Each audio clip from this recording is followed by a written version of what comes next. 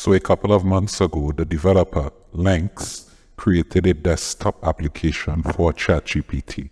You can check the source code out or download the Microsoft application on GitHub using this address. To download the compiled and ready-to-use version, once you're on the web page, scroll down to your operating system. I'm using Windows. Download the MSI file and install it. Now, why would you want to use a desktop version of ChatGPT? Well, what Lynx has done is he's incorporated some autocomplete prompts from the developer Kadir into the desktop application. What this means is you no longer have to manually enter the different requests or prompts you have into ChatGPT. It's all done automatically using a / command similar to what you would use in a Linux terminal. If you're familiar with that, let's see what that looks like in practice. Now, the features of ChatGPT are limitless. However, one of its coolest features is its ability to act as. When we say act as, let's have a look at this. For instance, we can ask ChatGPT to act as a Linux terminal, in which case we provide it with prompts and it would respond as though it was a terminal. Or we can ask it to act as an interviewer, a rapper, a translator. The possibilities are endless. However, manually entering all these requests and prompts can be time-consuming. Using the desktop app, we can automate quite a few of these tasks. Okay, now if I go to the desktop version, and I should say this is an unofficial desktop version of ChatGPT, we can see the layout is quite similar to that of the web layout. It's pretty much the same.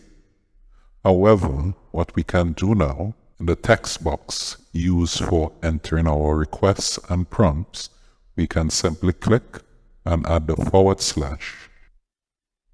and we'll be provided a list of pre-populated commands that we can readily use. Let's try the chef prompt to create a recipe. Within this context, we'll be asking ChatGPT to act as a chef. We see here, if we scroll back, the entirety of the command. We don't need to type all of this. Here, we're going to ask the ChatGPT to create something that is light yet filling that can be cooked quickly. Now all we need to do is simply click enter. Notice we don't have to type anything in. And ChatGPT says, sure, I'll be happy to suggest a recipe that fits your requirements. And it's gone right ahead and done so.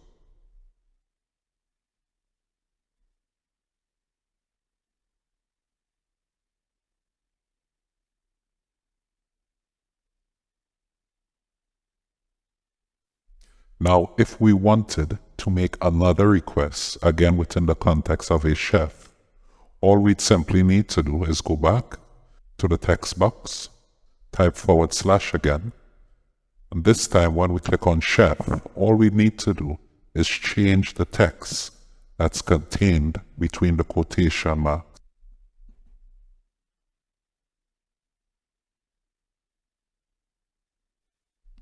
So we'd say something tasty and low salt.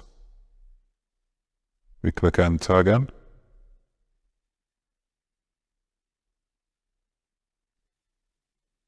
ChatGPT is now creating a new recipe that fits our request. Of course, there are endless commands and contexts that we can use ChatGPT in. Here we see we can ask ChatGPT to even be a rapper, a yogi master, a debater, a dentist, a florist, a recruiter, an advertiser, and a life coach, an accountant. In fact, you can even add and create your own prompts using the guidance here in this GitHub repository.